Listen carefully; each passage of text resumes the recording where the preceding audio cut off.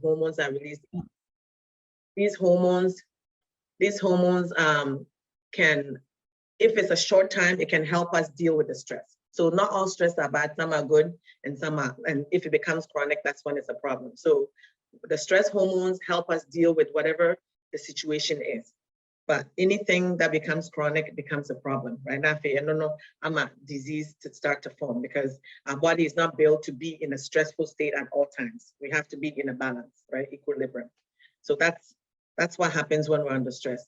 And stress effect on women. So a little bit more unique to women in terms of stress is that when we are under stress, there's a lot of hormones that, like our female hormones, also get affected.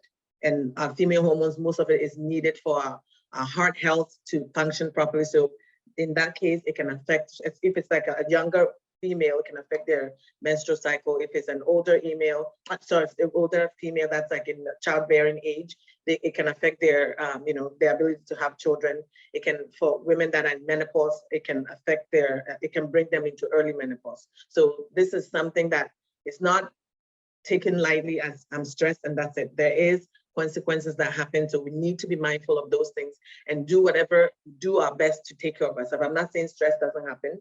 Stress happens to all of us, whether we believe it or not. Stress, when you're ill, is your body considered as stress. When you're not sleeping, that's stress on the body. When you're ill, like you have an actual illness, your body's under stress. And then there's the mental stress, and then the family stress, and then there's work stress, and all of that, right? So there is quite a bit that happens. And whether stress and whether you realize it or not, it's still happening, right? Because not everything that happens in the body, you get symptoms, right? Because sometimes you can say,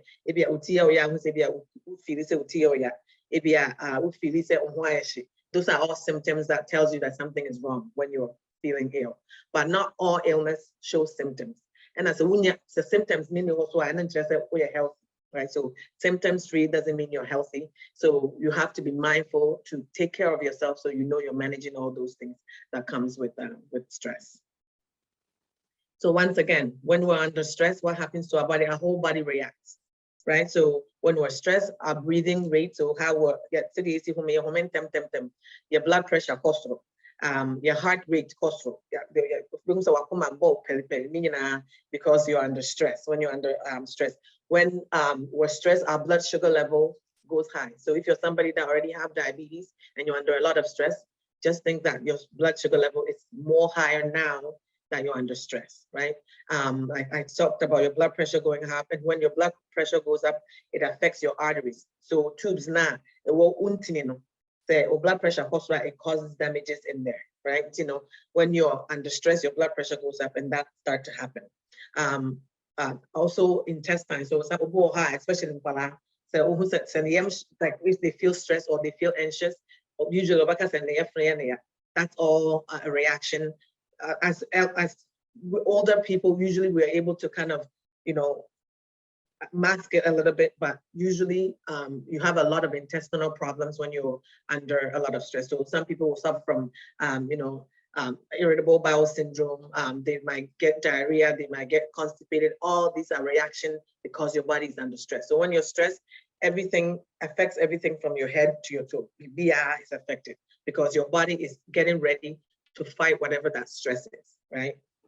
So that's happens to us when we're under stress. And when the stress becomes chronic, so chronic, let's say, so like right now I'm talking to you guys, when you are doing, let's say, a presentation, or you're preparing for work, or you're doing something, sometimes you want to get things done. So you get a little boost of energy to deal with that, right? And that's normal and that's healthy because it's giving you the energy to deal with whatever you're going to do. But when it becomes chronic means that every day you're under stress, all the time you're under stress, that's when disease starts to form, right? Because when we're under stress, our body releases hormones, stress hormones, and stress hormones, like I said, cause our blood sugar to go up. It causes our blood pressure to go up. It causes our cholesterol to go up. It causes the arteries or the untin, it makes it more rigid. It makes it hard because the artery also flexible, so blood can flow through it nicely. And then when blood can flow through nicely, the pressure is much better. But when you're under stress, it gets rigid, it gets harder. And because it's getting harder and you have pressure, high pressure on top of it, plus high sugar, all of that, it makes it can cause other cardiovascular diseases, so heart diseases like atherosclerosis, and also other like heart attacks and strokes and all of that if it continue and nothing is being done about it, right? So stress affects everything. Stress affects everything. So when you are under stress, I'm just going to go into this. When you're under stress, your body, there are symptoms that shows when you're under stress. So sometimes we think, I know, and we throw the terms around, oh, I'm so stressed. But when you are stressed, your body reacts. Stress is considered a negative, it's a negative reaction on your body if it becomes chronic. So for example, sometimes some of the physical symptoms, so symptoms are and back pain, so neck and back pain, those are signs of stress. Low immunity, so because your immune system is lower. When you're stressed, your immune system is lower because there's a lot of hormones, once again, that's being released, that's causing your immune system to weaken, right? So when you have low immunity, that means you're gonna get sick more often. So you're getting more colds, you're getting more flu. If anybody is sick, you're the first to catch it. Those are all signs that you're getting weak immune system. Digestive problem. I talk about irritable bowel syndrome. So like it can lead to a problem where you're constantly having loose stools and diarrhea and like very uncomfortable gastric issues. And those are all signs of stress. Feeling tired all the time, feeling fatigue all the time. So that's also signs of feeling stressed. So when you're stressed, like sometimes, and fatigue is different from, so when you're tired, but when you're fatigued, even after you sleep, you still feel extremely tired. So that's when you know that something is going on. Ulcers can start to develop, skin eruption can happen. You can have skin rashes. These are all ways. Insomnia, so you're not able to sleep. Like you try your best and you do everything, but you're not able to sleep. Those are all signs that the stress. Weight loss or weight gain. So it could work either way, because some people, especially women with all the hormonal changes as we're aging, say, now your hormones need changing, and now your hormone need changing. For example, as we get older, we're going towards menopause, and then as we hit menopause, some of the estrogens and progesterone, the hormones that our body needs, goes down.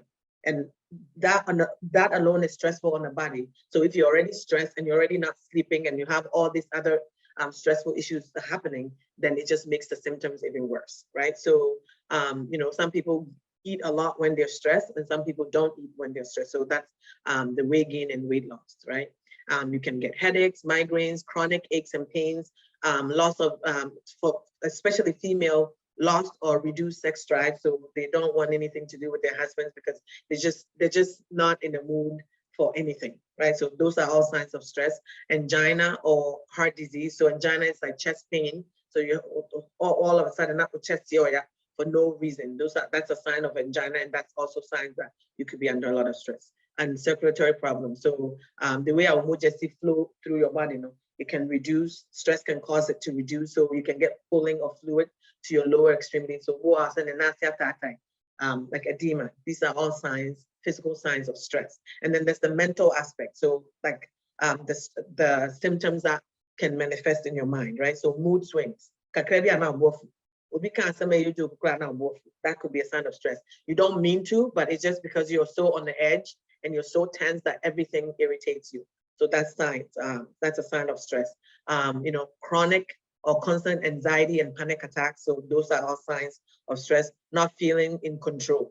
So like you don't feel like you feel like everything is pretty much caving in on you. So you don't feel like you're in control of your life or your feelings, right? Confusion, forgetfulness, like impulsive behavior. Like some people, they just say, for example, they could be feeling fine and all of a sudden, well, I'm just gonna go do this. Like they can go shopping and spend a lot of money that they don't have. Those are all impulsive, or they can overeat or binge eat. Those are all impulsive responses, and that could be a sign of stress, because when you feel the stress, you want to do something that makes you feel good, right? And usually that's not the best way to deal with it, because that's there's consequences for that, right? So these are all procrastinating. So you're always procrastinating, you lose interest, and they are not first when you don't really want to get involved. Like you isolate yourself from people. These are all signs that something is wrong.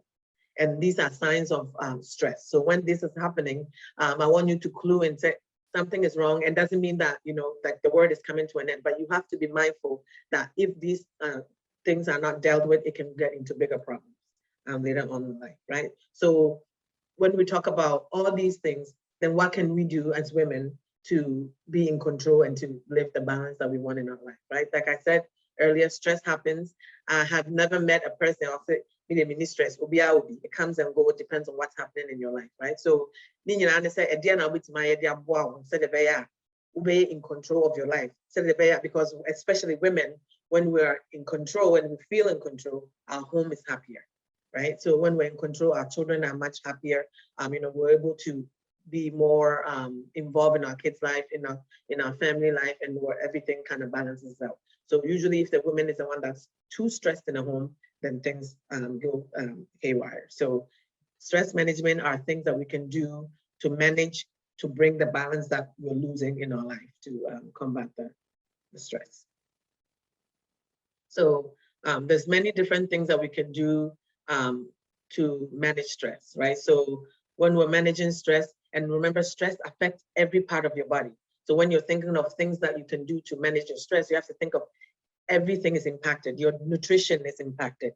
You know, like your physical activity is impacted, your mental health, your physical health, all of that is impacted. So things that you can do to manage your stress is like the everyday stuff that you've heard over and over and over that we talk about all the time, right? So taking time for yourself. Like, for example, you being here today to learn and for us to have this discussion, that's a good way for you to be in control, because you're doing something aside from your normal routine to help you be in a know, right? Because knowledge is power. So knowing and doing this is part of taking care of yourself, because you're learning. And when we are learning and we're engaged, it helps with our mental, you know, our mental stability, improve our mental health, and it can prevent a lot of diseases like dementia and Alzheimer's later on in life, right? So everything that we do, so stress management can be, you know, listening to music, reading your Bible for those that, you know, that like to read, reading your Bible, reading a good book, listening to positive music. So there's a difference between when you're stressed and what you listen to, because remember, music have message. So when you're angry about something and you're stressed about something, and that it's causing you to be angry, that's not the time to listen to a song that provoke you to be even more angry, right? Like you need to listen to pretty much the opposite, something that's calming, that's gonna calm your mind, that's gonna calm the nerves and calm you down. Because once you're doing that, when you're calming down, your blood pressure is reducing, your heart rate, you can see it going down, right? Like usually when we're really angry, our eyes, our pupils are dilated. You can see that, you know, your body is just calming down, and that's the kind of music you want to listen to, right? Calming music that can help you. You know, when we're stressed, we can exercise. We make sure that we're sleeping, getting enough sleep, right? Making sure that we're taking the distraction. So for example, I know I'm bad at that, you know, constantly on our phone, doing things. All of that can be distracting when you're really under stress, because then it prevents you from focusing on what's important. And for example, if sleep is what's lacking, so you are able to get the sleep that you need to balance things out.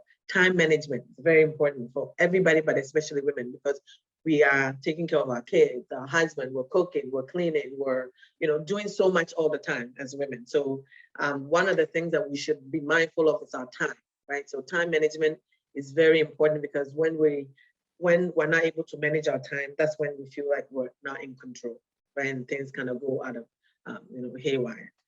You know, and then, you know, there's all these things there, but at the end of the day, if you're doing everything you can, and I'll talk about it more, like all the different life skills that you can do to manage your stress.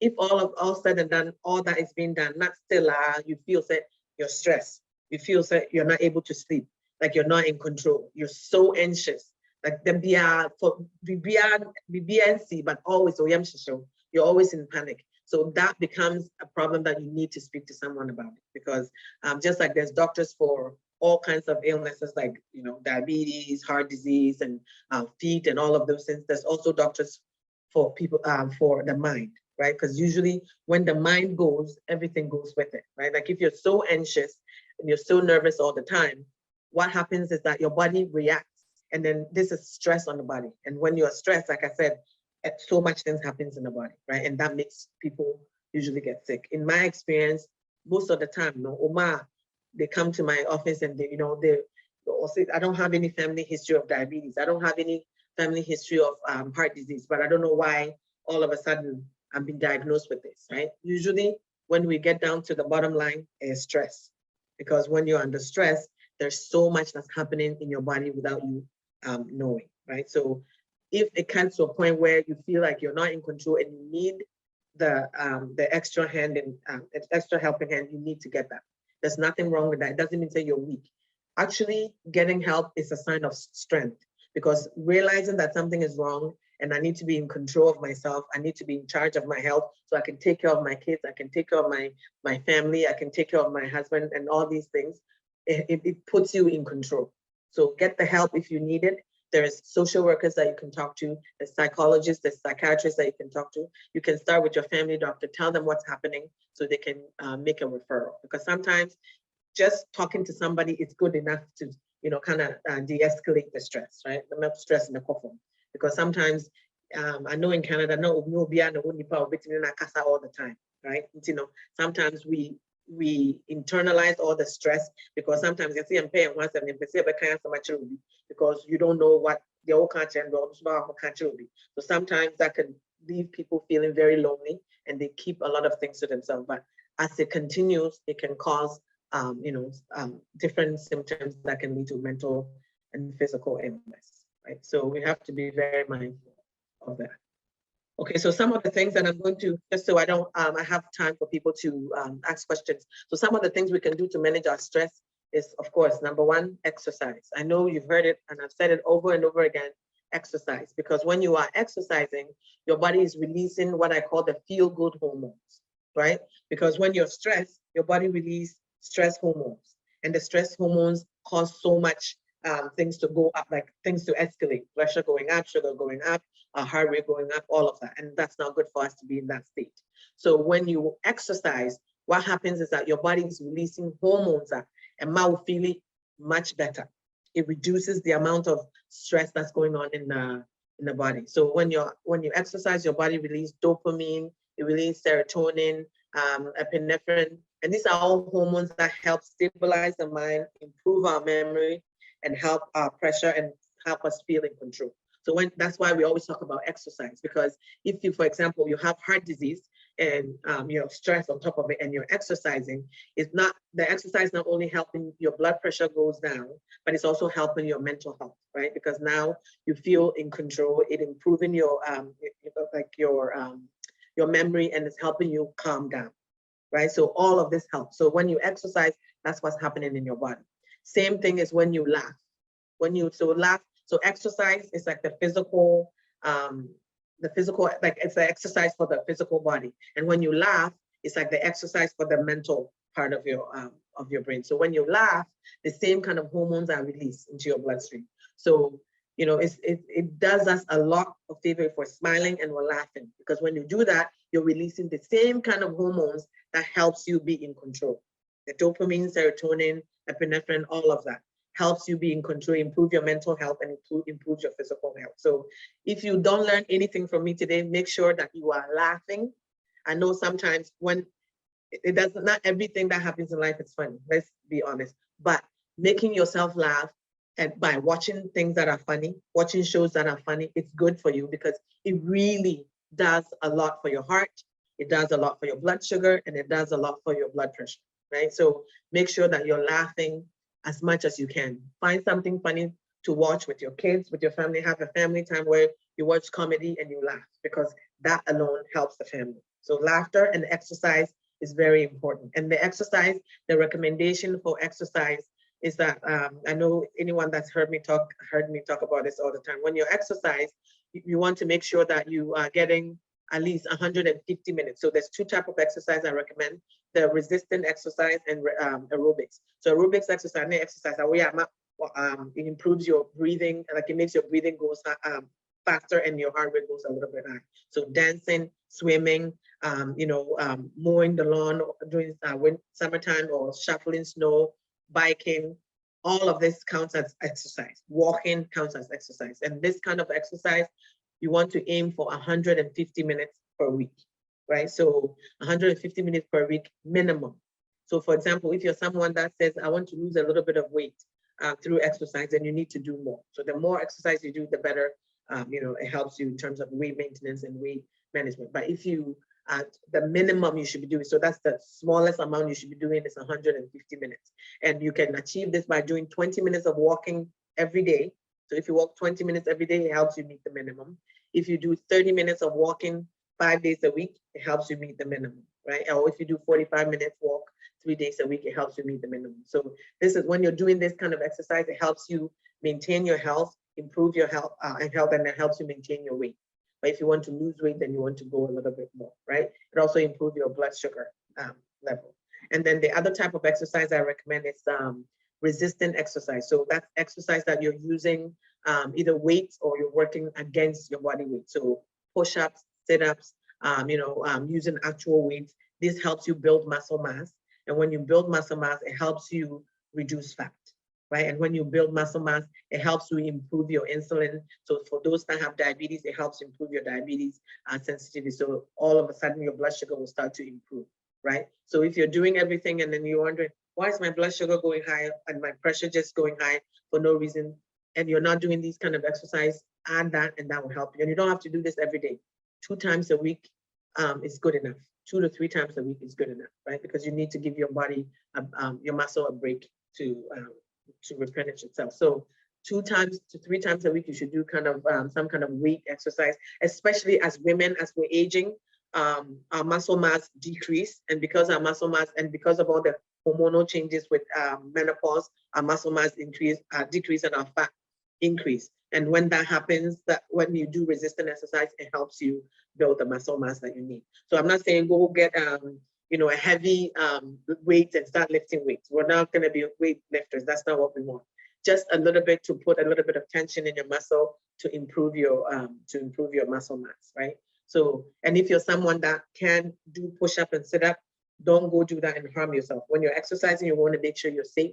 So you're doing it properly so you'll be able to continue to do it. So you can still sit in the chair and exercise. You don't have to, so the chair exercises that you can do, and these are all, if you go on YouTube and even, for example, like for those that have diabetes, if you go to Diabetes Canada website, there is chair exercises on there that shows you what you can do. So if you're someone that mobility, like proper, and you're using a cane for whatever reason, you can sit and still exercise and you still get the same benefit. So there's really no excuse. Try your best to move as much as you can.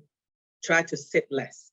If you can't do anything, try to sit less. So every so often get up, do a little bit, walk around and sit down. Even doing that helps you improve your overall health, right? So exercise is one of the ways that we can improve and get the balance in our life because it helps the mind and it helps the body as well.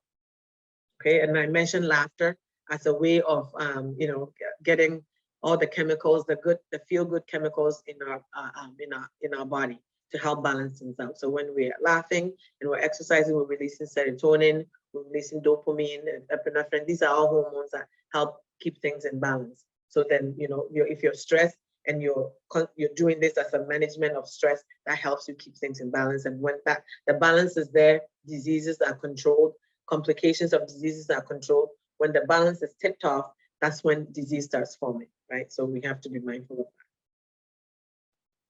that. And then I talked about the different professions that you can seek. So counseling is another way. We go to church, we have our pastors, we have people that we can reach to at church.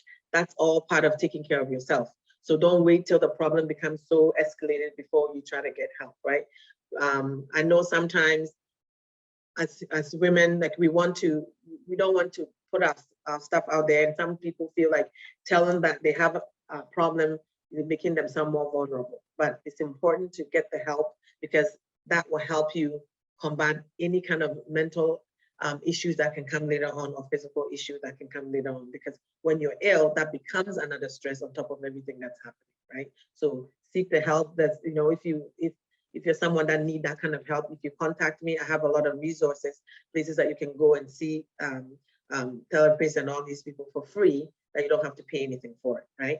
So this is very important. I like to put that out there because I know in our community, we don't like to talk about mental illness or anything to do with the mind because then I'm not for thing to say about them. That's not what it is, right? Because there's illness that can affect any part of the body, and mental illness is just an illness in the brain. So it's not that because you did anything wrong, it's a hormone imbalance that causes mental illness. So it's not like you did something wrong, but there is something you can do about it, which is taking care of yourself and getting the help you need to be able to manage and be in control. Okay. So we talked about that already. And then of course, my favorite, we'll talk about diet, right? So that's one of the things that you can talk about, we can do to improve our health, improve our stress. Because when we are under stress, I talked about that your gut or your stomach or your intestine not being up to par, right? It could be irritated, you can develop ulcers. And when you have ulcers and your intestines are irritated and all of that, when you eat, you're not even able to absorb the proper nutrients that you eat from the food, right? So you are eating, but you're not getting the benefits because there's so much things that are happening inside your body, right? So it's very important that we put, when we're at any point, and this is not just when you're under stress or when, just to get the balance in our life, to get the, because whatever we're doing as women, our kids are watching us, and we are usually in charge of like the kitchen and taking care of the diet and all of that stuff. So what we put on the table is very important. So making sure that we are eating properly, making sure that we're eating regularly, that's another thing. Being mindful of what we're drinking, all is important for our diet. Because usually when people are stressed and they are on the go and always in a hurry, we tend to just grab and go. And when you're just grabbing things from, takeout and here and there, it's not the healthier kind of food to get, right? Because restaurants, they make their food and they put whatever they have to put in there, more salt, more fat, to taste good for you to come back.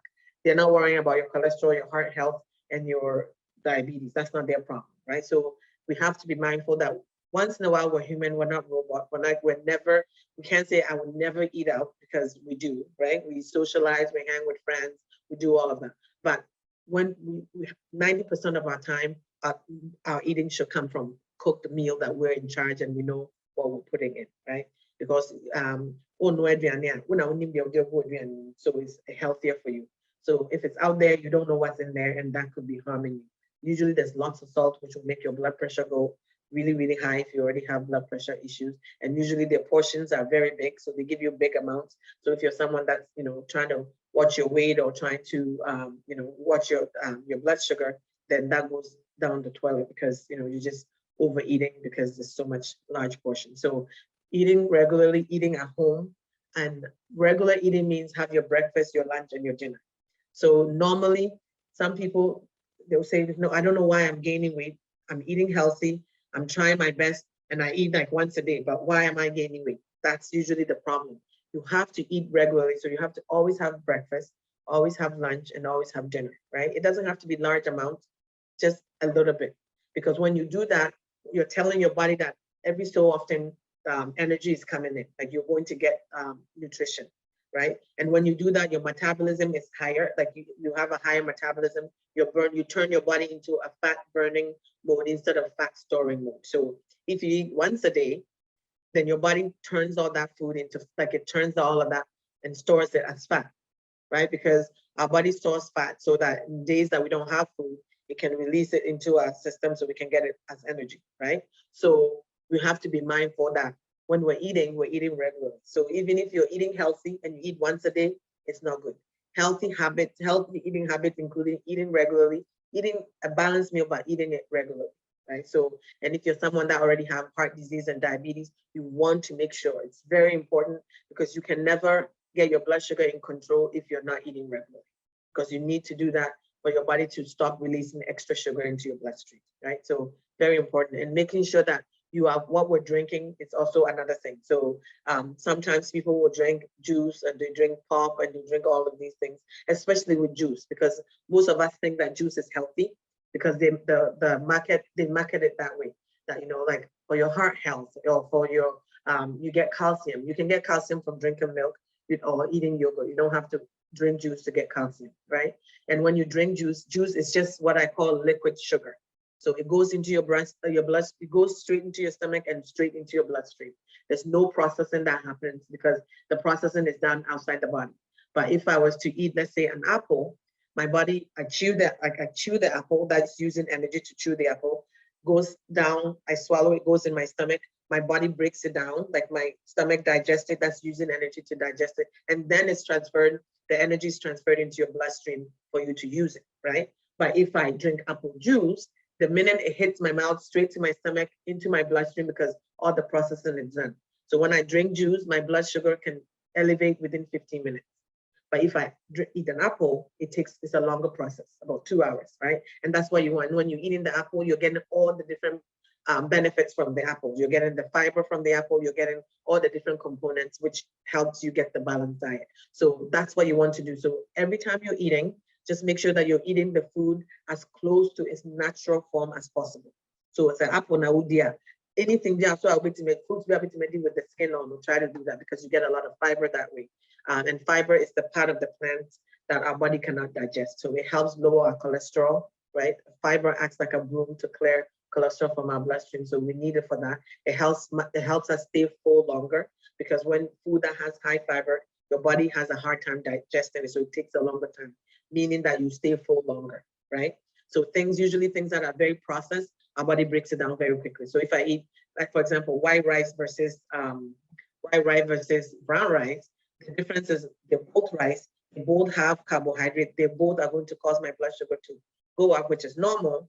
But the difference is that the brown rice has a lot more fiber. So it will I'll stay full longer. It will help me manage my blood pressure, my cholesterol, and my blood sugar level. Whereas the white rice, because it's so processed, if you're not pairing it up with a lot of vegetables, then your body breaks it down very quickly because there's no fiber in it, right? So that's the difference between choosing a healthier grain or a healthier food versus the processed foods. And when we come to our Ghanaian food, really, you can continue to eat our Ghanaian food. There's nothing wrong with them. You just have to make sure that you are pairing the food properly. So normally,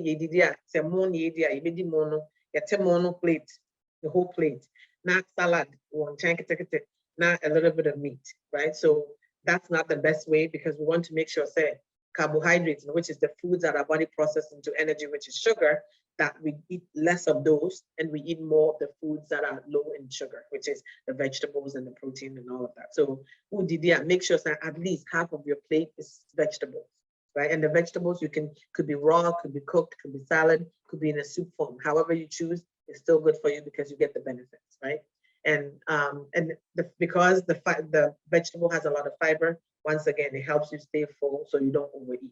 Into things like rice, pasta, all those starchy foods, we have to watch the amount of it that we're eating. So we should try to limit the amount. So anything that you can measure, and this is after you cook it, right? Anything you can measure, try to stick to about a cup. For women, a cup is usually good enough. For men, usually a cup and a half, depends on your size. So usually I say, try to stick to the size of your fist for any kind of starchy food. So the men are meeting for also means food no and because that's the amount I need to get the energy I need to process and to keep things the same, so I don't gain too much weight or I don't get sick from too much sugar, right? So make sure that you are adding vegetables to your meals. I know as parents, as mothers, our kids don't want to hear anything about vegetables, but that's part of it. We have to keep I waste, like my husband always complains, you waste so much money buying vegetables because the kids, it's not like they're always going to eat it. You put it there, sometimes they eat, sometimes they throw it away. But remember, we're building habits, and to don't give up, just keep at it, because we need to teach them early that this is the proper way to do things, so then it helps them later on in life, right? So make sure that if you can avoid buying juices and pops for your kids, try to do that, because once they get used to it, then they will always want to drink that. The best fluid to put in your body is water, because there's no calories in our body. It's made of water. It's insulin here, because insulin, it helps us digest food. It helps cleanse, filter waste from our body. We need it for so much digestion, so much processing, that we need water for. Here, not juice, not pop, because they're liquid sugar, and it's just going to make you gain weight. It's going to make your blood pressure go higher. It can cause high cholesterol and lead you to the path that you don't want, right? And when we're eating a lot of sugary food, they are very sugary. When you eat that, it causes our body to inflame.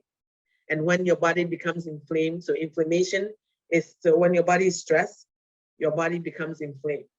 And if you're not eating a lot of sugary stuff, your body becomes inflamed. So this combination is a disaster for disease to start forming. So you always want to make sure that you're eating foods that heals your body and not harm your body. Very, very important, right? So try to eat the food as close to its natural form as possible and make sure it's balanced. So protein, you need it for your teeth, for your hair, for your muscle, and all of that, for things to balance out. Protein, you get it from plants or you get it from animal source. So if it's animal protein, like a nama berry, make sure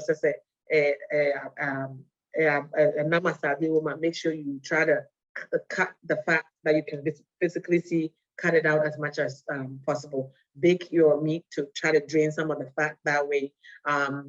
Chicken, remove the skin because that's where the cholesterol and the fat is. So these are all little tricks that we can do to make sure that we're eating healthy and we're putting things in our body that helps us heal instead of harm. And then you have your plant protein. Plant protein is the best because there's no cholesterol in it, right? There's no cholesterol in plant protein. And this will help.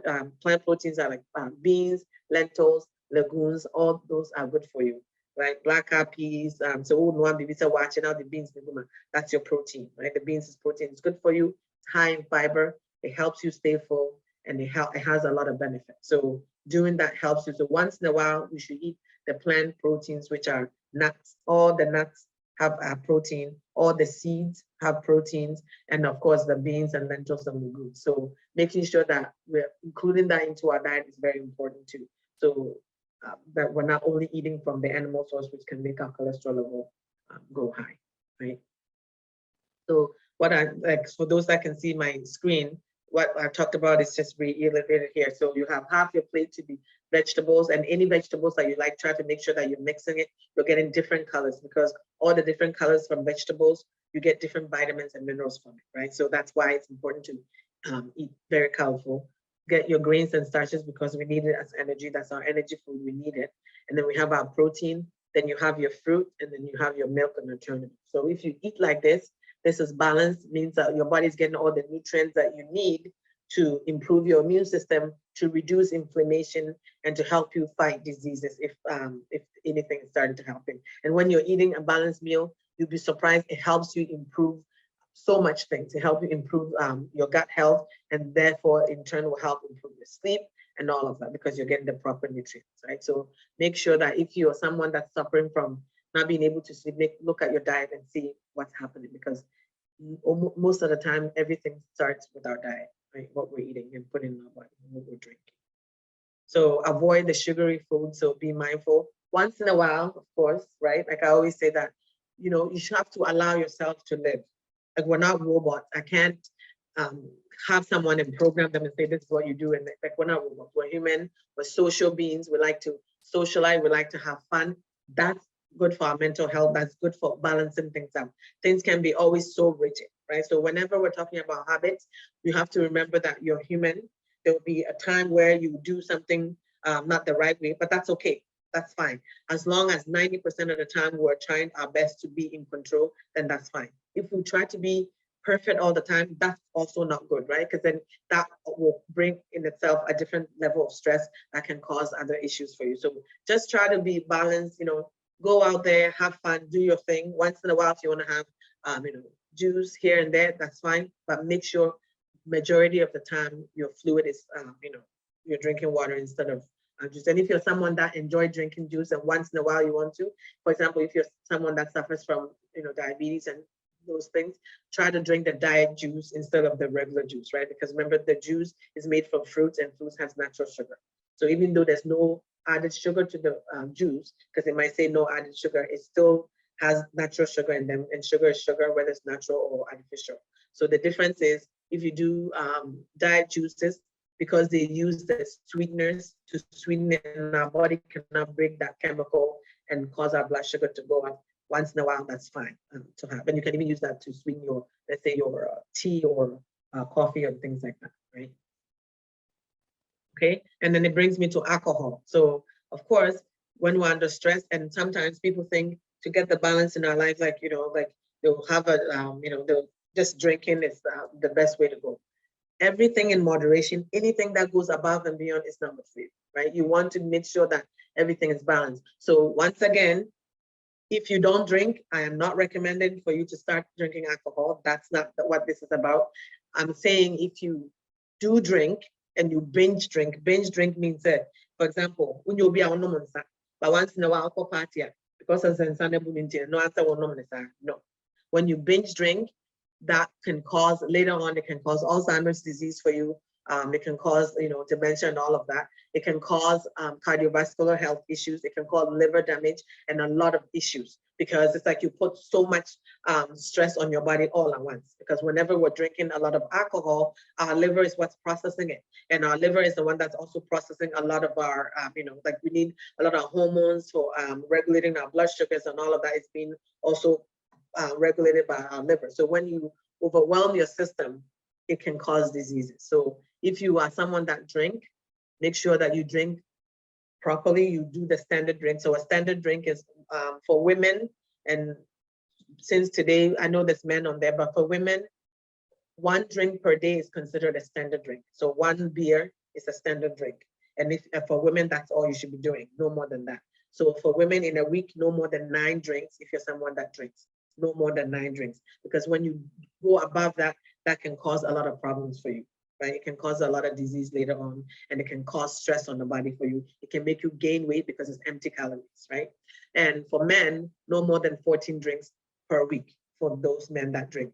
But please, if you don't drink, it's not a habit to start, right? Like it's no, there's not much benefit from alcohol. Most people think alcohol give you the stimulation to, be happy and whatever, but alcohol is actually a depressant. So it might give you the illusion that, you're so, happy, but then later on it will cause a depress in your system. So just make sure that you're not over drinking, because that's not good for you. So alcohol, and the more alcohol content there is in a drink, the less of it you can have. So for example, 1 standard beer is about 350 mils, right? That's how much you should be drinking, no more than that for beer. If it's something like wine, you want to stick to about the normal wine glass, not the wine glass there is a wine glass that can fit a whole wine bottle. That's not 1 standard drink, that's above and beyond. So your normal wine glass, half of it is considered a standard drink. And then things like all the bitters and all the like hard liquor like rum and vodka and all of those things, spirit, all those things, because it's so high in alcohol, you can only have a shot, which is about less than 50 mils, very small, right? Because it has high alcohol content. So be mindful of alcohol, because it can make you gain weight, it can cause a lot of stress on the body, and it's not the right way to manage stress. When you're under stress and you find yourself every day in the evening, after the kids go to bed, you have a beer and you're drinking, and you have, wine and you're drinking, and it becomes a habit, you need to be mindful, and you need to start reassessing that what's happening to me, why is this happening, and get the help that you need, because that's not the best way to manage anything, because that can become a chronic issue that can cause other diseases for you later on, right? So we've talked about diet and exercise, laughter, and all of that. Sleep is very important. If we're not getting enough sleep, our body sees that as stress. So when we're not sleeping, we're not able to function, right? If you don't sleep properly, and if you don't get enough sleep all the time, your body sees that as stress. So whatever your body sees as stress is going to react. When your body sees you not sleeping, so maybe you went from like getting 6 hours sleep to about 4 hours or 3 hours, your body sees that as stress. So what is it going to do? It's going to release hormones that's going to cause all the different things to happen, like your heart rate to go up. You're going to start gaining weight around your belly, right? Because cortisol increases. When cortisol increases, the belly fat increases, right? When your belly fat increases, what happens is that, remember, all our vital organs, so all the important organs that we need to survive, they're mainly in our abdomen area, right? So when you gain weight, that means that your organs are really coated with a lot of fat. And when that happens, that's when disease starts to happen, because your organs are not able to function properly, right? For example, most people that are diagnosed or they're told that their sugar is going high is because they're gaining weight around their abdomen, right? Because when you gain weight around there, it coats all the vital organs, and that can cause disease to form. So when you're not sleeping, it's not just, I'm not sleeping, and just do something about it. Because if you're not able to sleep, like I said, it affects everything, right? Your body sees it as stress. Your heart rate is going to start going up. You're going to see that your blood pressure is going up. You're going to see that your doctor is now warning you, your sugar is getting high, be careful. And sometimes for those that have diabetes already, and you're doing all that you can to manage it, but you don't know why your sugar is going high, just sit down and analyze yourself. Are you able to sleep? Because it wouldn't mean it causes so, because when we say that, and your body repair itself. So when you're not sleeping, it's like you don't have the break. It's like having a car and driving it constantly without ever stopping, right? And when you're without ever taking it to the mechanic to fix, because we're not, like when we sleep, that's when things, cells and all those things that need to be, replenish, that happens. We have to make sure that we're sleeping. So for adults, about 7 to 8 hours, if we can. For lucky, 7 to 8 hours, we should try to get that sleep. If you have children, depending on their age, usually younger children up to about age 13, we want to make sure that they're getting at least 11 hours of sleep, because they need it for their brain to function. If they're not able to get that sleep, you can see that they're more cranky. They're going to have problems at school because they're not able to focus. They get the brain fog and all of that. So sleep is very, very important, because if you're not sleeping, your body is going to react. And so if you are having issues with, if you're not able to sleep, try different things. So we talked about exercise. When you exercise, it helps release the feel-good hormones. Usually when you're exercising, because it's a physical activity, it will make you feel tired, and it can help improve your sleep. If you find yourself not being able to sleep, make sure that when you're going to bed, you put your phone on silent mode and you put your phone away. So then you don't hear the text message that you feel like you need to answer, right? And when you're going to sleep, that's not when you turn the TV on, because the light from the phone and the TV is very distracting, and it helps. It distracts us from sleeping. So make sure that all the different distractions that are there, you put it away. Try all of that. Try to go to bed around the same time all the time. Try not to eat too close to bedtime, because sometimes when you eat too close to bedtime and you're full, it can cause indigestion that can help you prevent you from sleeping. So try all the different habits that you can do to see if it can improve your sleep. If after trying all of that and you're still not able to sleep, then you need to get some help, right? So there are, and sometimes it's not just, taking medication and the doctor prescribes something for you, and if it doesn't work, you need to go back and reevaluate, right? So sometimes some people, unfortunately, they have to take certain medication to help them sleep, because sometimes some medications that we're taking, because we have other conditions that we take medication for, can affect our sleep. So it's not anything that we're doing wrong, it's because of a side effect of medication. So if that's the case, then that something could be done. Like sometimes you have to talk to your pharmacist and talk to your doctor to see if you can switch the times that you take the medication to help you, so it improves your sleep. And if that doesn't help, there are sleep aids that can help you improve your sleep. If you're someone that sleeps, you get the 7 hours, you get the 8 hours, you get 9 hours, but you wake up and you still feel extremely tired, right? There could be a sign that could be a sign of sleep apnea, which is a condition where while you're sleeping, you're not getting enough oxygen to your brain, right? So sleep apnea is when it's like when you sleep, your tongue falls back and it blocks your windpipe to some degree. So you're not getting enough oxygen to your brain. So when that's happening, even though you're sleeping, because you're not getting the oxygen that your body needs, you still wake up feeling tired. So if you're someone that's also sleeping very well in terms of numbers of hours and you wake up feeling tired, make sure that you double check to make sure. And then ask your partner, ask you, do I snore when I sleep? Because usually when people snore and they snore loudly, that could be a sign that something is wrong with it's a mechanical problem. So your doctor can do the assessment to prescribe a sleep apnea, or sometimes just showing you how to reposition and what pillows to use can help you, right? So it's not always about medication. There's sometimes ways that they can send you to a sleep lab to see how you're sleeping, to be able to help you, because sleep, if you're not getting it, you're going to get sick. That's the balance. So make sure that you're getting enough sleep. We talked about exercise. We talked about eating a well-balanced meal. But another thing that helps us keep balance in our life is making sure that we're reconnecting with people. I can't stress that enough. Nobody's an island.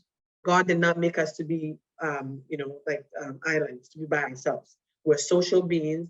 We we survive and we thrive when we have human connection, right? So as you can see, I don't know if those that did science, I'm sure there was a lot of studies that you learned while you were at university about different people that were isolated and how mentally they were not able to even socialize or even capable. They weren't even able to function as normal human beings, right? Because what social means, we need connection. So it's very important that whatever you do, I'm not saying you have to go and tell your story to everybody, but you need to socialize. Socializing means being with people. So going to church is one way, right? Socializing and joining different community organization is one way. So if let's say if you live, especially seniors, and especially now with COVID, it's important for us to connect, right? Because not everybody have family member living with them. So make sure that you're checking on your family members, even if it's by phone, that's still connecting,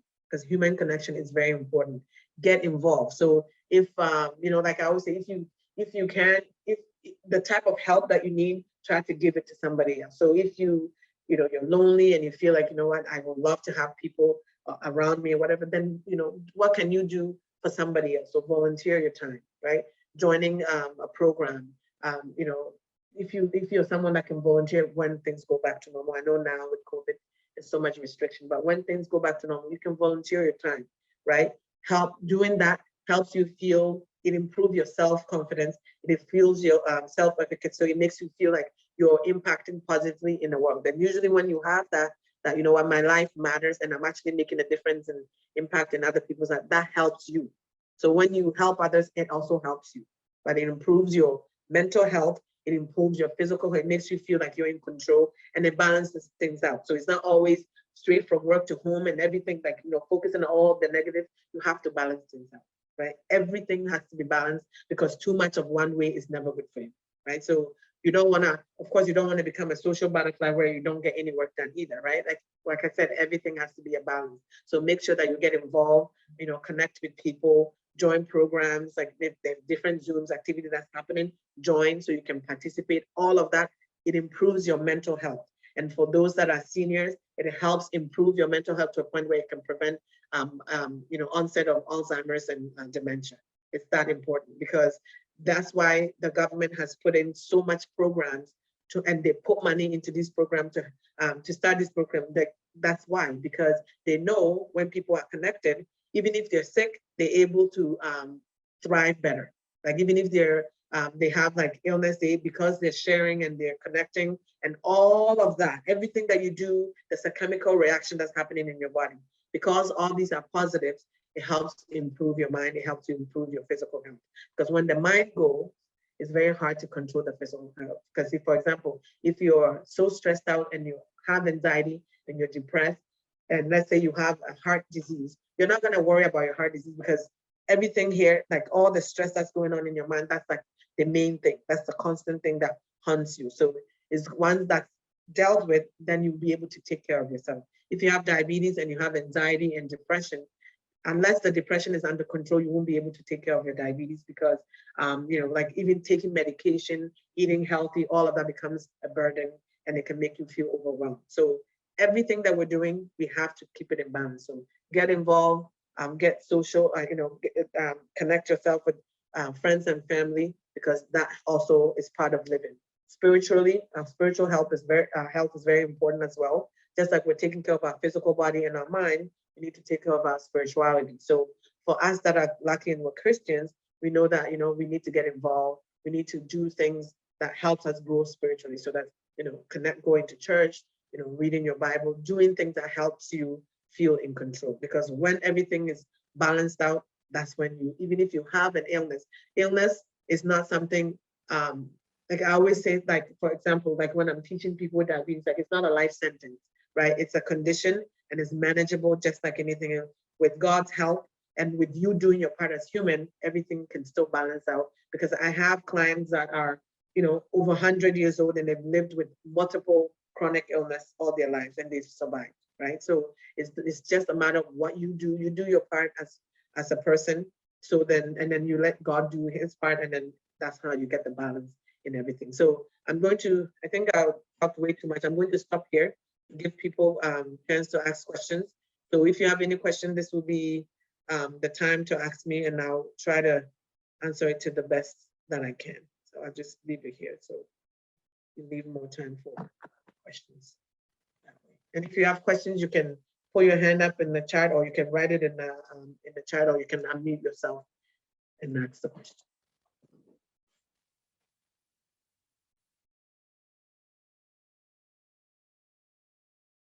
I think everybody's muted. So if you have a question, you can unmute. You can unmute yourself.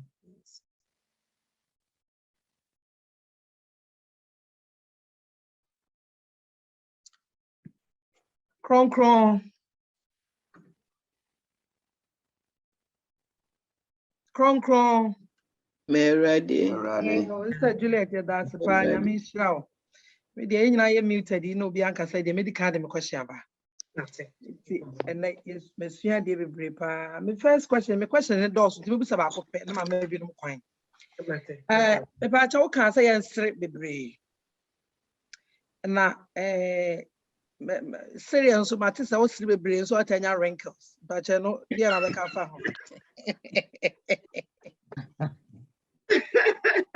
But if you frown on say, so when I also have any wrinkles. Who use more muscle than say was right. It's best because you have a chance of getting more wrinkles than smiling, right? Because what's that we use less muscles, and also that it improves your mental health and physical health. And about when you say, and it makes people approach you because nobody wants the background that which I say like best and it's like I said, you use more muscle to frown, so it's better to smile.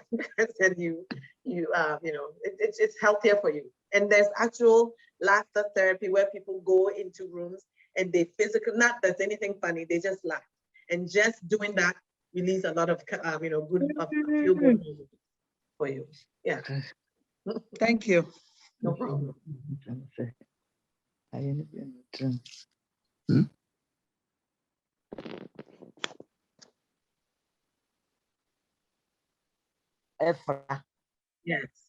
Yes. Put me the fry because vegetables, you know, and no, you need more, and most people don't need, especially Ghana for not independent, they need lots of vegetables. And sometimes, you know, or blended fry, one need to me making sure that she's getting enough vegetables on board. And, you know, there's nothing wrong with that. Just make sure, say, oh, add lots of vegetables to your fruit, so that way it balances it out. Yeah. So you're not, and don't add, and sometimes people add juice when they're making a smoothie. That's not okay. So don't add juice when you're making a smoothie. Use the fruit and your vegetables and then make your smoothie. Don't add juice on top of it. Perfect. Yeah, that's perfect. Yeah. Okay. Yeah. Okay, that's it. Yes.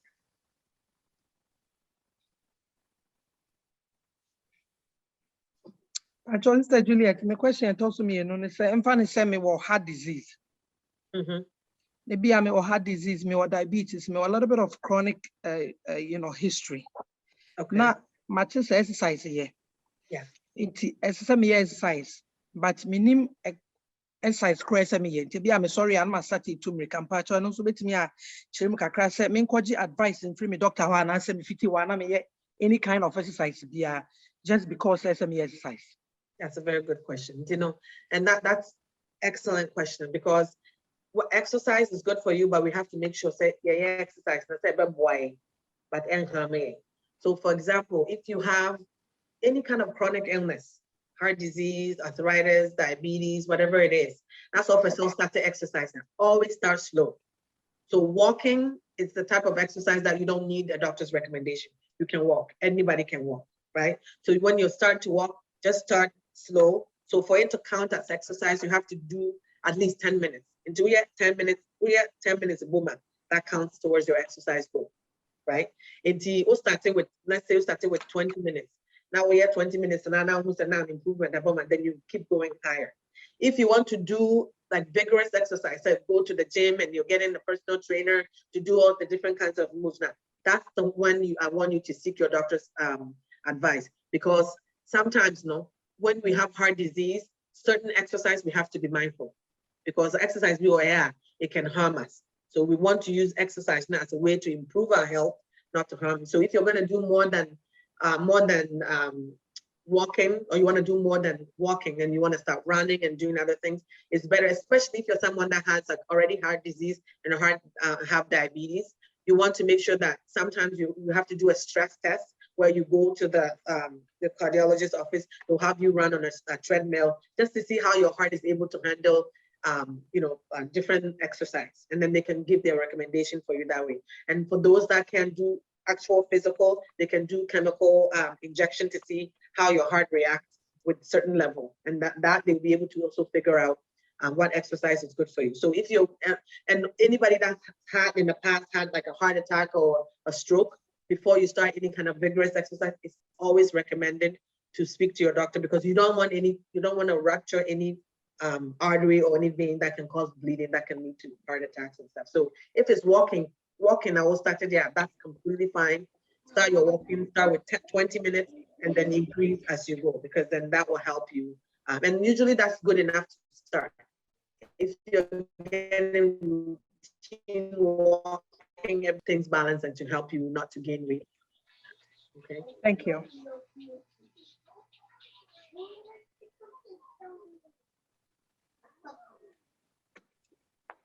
Pajo, me find out a follow-up on the exercise. Mm-hmm. Is it recommended? Say 10,000 steps a day, a very good exercise, or 30-minute walk a day. Numbers will throw more light on that for us. Yeah, so that's a good question. So the target, that's the exercise target, just like so doctor prescribe a drug. Yeah, well, those are no exercise. Like this is like the exercise prescription. Inti obi on your exercise. For example, on walk on your share now what is the exercise now no be started. With you want to aim for a minimum of 150 minutes. That's the minimum a week. That's the lowest you should be doing. So for example, if you're doing it every day, start with, let's say, 20 minutes and see how you do. Because when you do 20 minutes every day, that helps you hit that target goal. One set when who said, "Nah, no, you're okay. We've got 20 minutes and you're feeling fine," then you can move up to 30 minutes, right? With exercise, more now, the better it is for you. The more you exercise, the better your blood pressure becomes, your blood sugar becomes, it helps with your mental health, all of that. But make sure, say, at least for it to count that exercise, it's 10 minutes. It's also a 5-minute walker. It's good, but that doesn't go towards your exercise goal because it's not long enough. It has to be in 10-minute blocks. So if it's 10 minutes, then you can do 10 minutes, let's say 3 times a day to get your 30 minutes, or twice a day to get your 20 minutes, right? It's very, very important. So you start slow and you build on it as you build tolerance, so you're safe. I don't more than that, man. Then yes, if you have chronic illness, then check with your doctor to make sure you're safe. Thank you so much. No problem.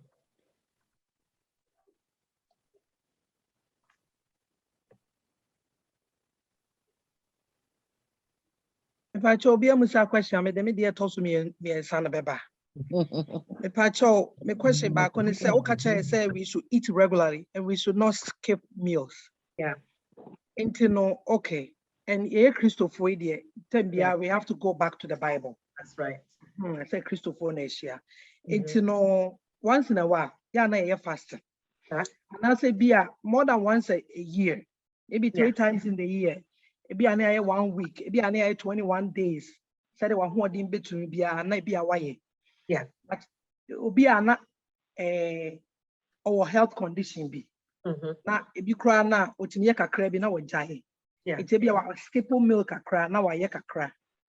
But it be a 21 days, for instance. Yeah. No, it be 3 times in the year. Or you know what I mean, right? I do. But what do you say for that? Because also it's part of it's part of it. But me person me who say be regularly now. Because question me would say be now so it's not. Yeah, and you're right. You're It's right. but what would you speak to that effect? Say a regular fasting, Yeah. or but speak to that for me. Yeah. Okay, so and that's excellent question, because it's not just Christopher fast. Like I work with all kinds of religion. Like I have Muslims that during Ramadan they fast, and these are people that have diabetes. They're taking insulin and they're managing it. So fasting happened like something about spiritual growth and spiritual, also making sure our spiritual health. That's part of it, right? So if you don't eat, if you fast once in a while, that's okay. The main point is you don't want when I talk about regular eating, on your everyday, day-to-day, you should be having your breakfast, your lunch, and your dinner. If you're fasting, you're doing it on purpose. And fasting to some degree is good for you, because when you are fasting, not only spiritually are you cleansing, you also can cleanse physically. So for those people that are fasting, usually what I recommend, it depends. If it's dry fasting for whatever reason, then I can't speak to that. But usually, if you're fasting and you can drink some kind of water, it helps cleanse your system. So fasting is not bad. You can do it once in a while. Whenever something becomes a routine, that's when we get into disease, developing and problems. So I do have people that have diabetes that fast. Usually, if you're going to fast, now what I do is I look at your medication and I'll change the times for you. So then you still be able to fast, because that's important to people, right? Because if we're able to fast, it helps us with our spiritual health, and it also helps us with our mental health. We want to feel like we're also ordinary human beings, and we want to balance things out. So fasting is fine. There's nothing wrong with it. If you have conditions and you have questions, you can talk to your healthcare provider. They can, like I said, readjust your medications for you, so it's safe for you to do it, because at the end of the day, we want to make sure that we're also safe, right? So there's nothing wrong with fasting. You just have to be mindful and do it properly. Yeah. Praise the Lord. Hallelujah. Hallelujah. Question back regarding fasting. Yeah, when you say a lot of people do intermittent fasting, and they say it's good to lose weight and to maintain your weight. Yeah. And it's consistent. We are consistently every day. Yeah. Say, this time is when I eat every day of my life intermittently. How does it affect you health-wise? Okay, so that's also a great question. So everything that you're doing, you have to see how it affects your health, because there's a lot of things out there. There's a lot of information. There's a lot of books being sold. A lot of people are making money on all these different things. You have to ask yourself what you're doing. Can you do it for the rest of your life? That's the first question. So anything that you're doing that you cannot sustain, especially when it comes to diet, if you cannot maintain that for the rest of your life, as soon as you stop, you will gain the weight back, and then some. That's bottom line. So there's the low carb diet, there's the different diet, like the keto diet. All of that, because of what I do, I look into it. As long as you're doing it, it works. The minute you stop, it reverses, right? So if weight loss is your goal, the best way to manage your weight is making sure that you are eating healthy, balanced meals. So whatever you're doing, even if it's intermittent fasting you're doing, make sure that when you do sit down to eat, you're eating a balanced meal. But the thing I want you to do, ask yourself is, can you do it for the rest of your life? If you can't, the minute you stop, you're going to gain the weight. You're going to gain the weight back, and you're going to gain back more, because it's like you have put your body in a way you put your body in like a fat storing mode. So the minute that you go back to your regular eating, it will affect your metabolism. So if you have certain conditions like diabetes, heart disease, and all of that, you have to be mindful of the type of diet that you follow, because that can harm you, because of certain medication. You have to take food with it, and certain medication you can't fast for certain number of hours. So you have to be very careful and make sure that whatever you're doing fits your life, that it's not going to cause harm for you, right? And then, if any questions, it's always, I always tell people, you can try things. There's nothing wrong with trying certain things, but then see how you feel on it, and then see if you can maintain it. If you can't, then go back to your regular eating, because there's nothing wrong with eating 3 meals a day and just making sure that it's balanced, right? Yeah. I hope that answered your question. Okay, thank you.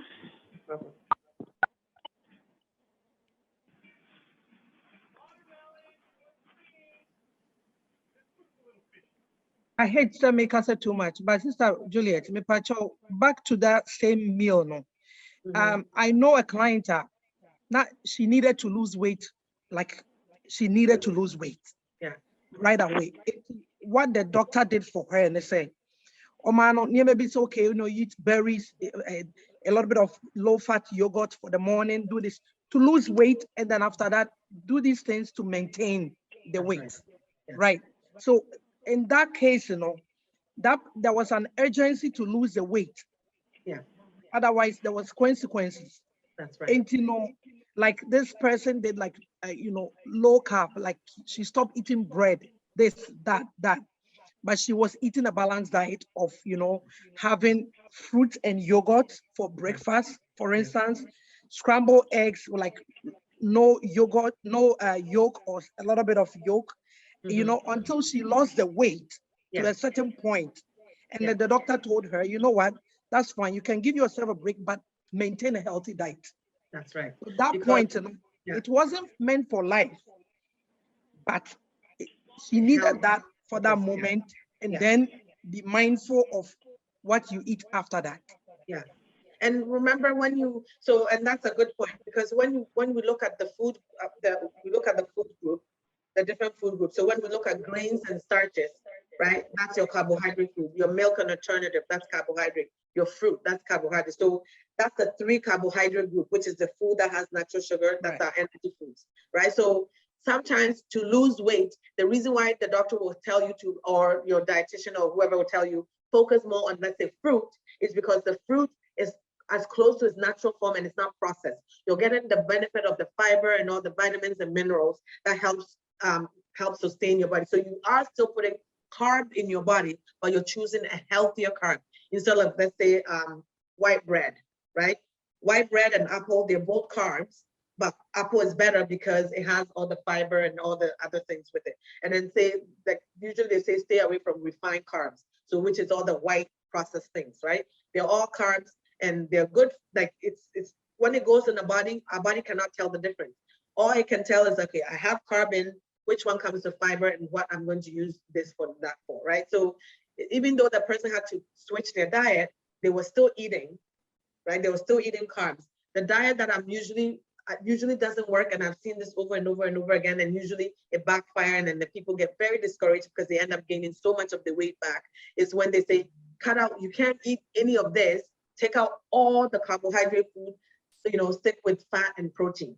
First of all, that is going to kill your heart very quickly. Right. You're going to stroke. It's not the best diet because you cannot be on that forever, right? So everything that you're doing, you have to be mindful that, okay, even though I'm doing this, I have a time period to do this for a while, but eventually I'm going to slowly introduce the food. So when you lose the weight, this is not the time to overeat either, right? So you still have to be mindful and watch the amount and portions, because at the end of the day, portion control is what helps you maintain weight. Yeah, that's a very good question. Okay, so it's about 9:37 now. So if we'll take maybe one more question, if that's okay. And then we'll wrap things up. Sister Juliet. Hi. Hi, everybody. Hi. So I don't really have a question. I just want to say I learned a lot today. Very informative, and I'm glad that you guys are able to do this. God bless you guys. I really learned a lot. Thank you. Thank you. Thank you. Thank you. Thank you. Okay, me pacho. So, my last question is the anya. Me amasadia ba. Me pacho. I want to touch base on alcohol. No? Yes. I know, say there's so much literature about, you know, say if you take a little bit of alcohol, you know, even to some blood group type, you know, they say some blood group type, for instance, blood group type A positive. Oh, one of the things that are good for them is alcohol. But I want to bring this out that, yeah, and they say, oh, a little bit is good for the heart. You know, we are Christians, right? There's so much things you can get by avoiding alcohol. That's right. Oh, intimate part on that alcohol aspect, and I know say when we bring it, it's going to be a whole lot of but alcohol can never help us. Yeah. Alcohol in itself, even if you put Bible aside, alcohol in itself is toxic to the liver. And yeah, I lost my client last month, young girl to alcohol, young girl. But you don't know Obiane genes, genetics. That's right. That's right. Yeah. And I just want to lay this out here as Christians. Yeah, that's the literature there, and we respect the literature, but alcohol will never be good for you. Yeah. And it even will the never literature, satisfy you. It's even depressant. Yeah. It's like a you depression. mentioned. Yeah, it is. And we should be mindful of that. Take this excuse enough, starting to have a little bit of shot here and there because they have put some standard there. Say, if you have this much, then you are okay, you are safe. But there's something behind alcohol that you never be satisfied. Yeah. Because when you say okay, and then the quarter no boame, it's very toxic to the liver. Yeah. So I just want to lay that down. Yeah. And even like thank you for saying that. And even the literature that supports alcohol is good for you. There's controversies. Right. It's not cut in stone that if you drink wine, it's good for the heart. I mean, people usually look at, like they do a study and they look at a bunch of people and say, well, they do this, so this must be good. Remember, these are studies. It's still people's interpretation. Right. All I know is if you're someone that's drinking more than what I've mentioned, you need to work on it. It's absolutely not okay for you because you are going to get sick. So if you are binge drinking, please bring it down to a point where, to a degree where you stop. But at least if you and then I know people drink, and we're not judging anyone, to each his own. Right. But make sure that you're not harming whatever you put in your body. It should help you, not harm you.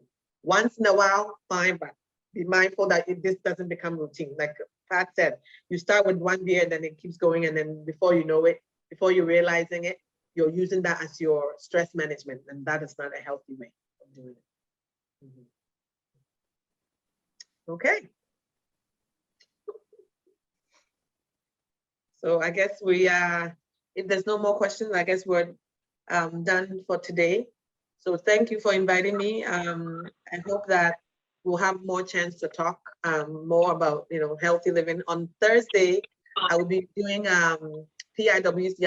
I'll be working with the men about the requested diabetes, blood pressure, and heart disease management. So that's what I'll be doing with them. If you can join, I think the flyer was shared on the platform. It's this Thursday at 8 o'clock. You can join us, and if you have any questions, I can address it then.